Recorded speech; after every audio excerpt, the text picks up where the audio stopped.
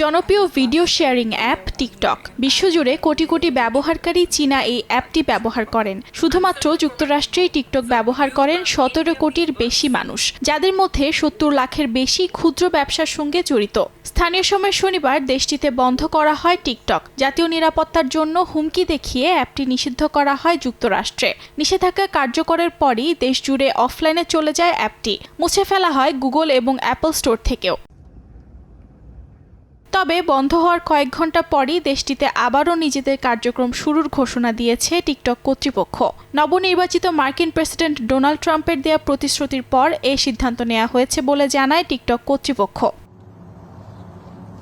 নিজের সামাজিক যোগাযোগ মাধ্যম ট্রুথ সোশ্যালে এক পোস্টে ট্রাম্প জানান, টিকটকের ওপর থেকে নিষেধাজ্ঞা প্রত্যাহার করতে তিনি একটি নির্বাহী আদেশ জারি করবেন, যেখানে জানিয়ে দেয়া হবে কোনো প্রতিষ্ঠান টিকটকের সঙ্গে কাজ করলে তাদের সমস্যার সম্মুখীন হতে হবে না। সোমবার দায়িত্ব নেওয়ার পর অ্যাপটি চালিয়ে যাওয়ার অনুমতি দেবেন বলে জানান ট্রাম্প। তার এমন ঘোষণায় স্বস্তি প্রকাশ করছে টিকটক কর্তৃপক্ষ।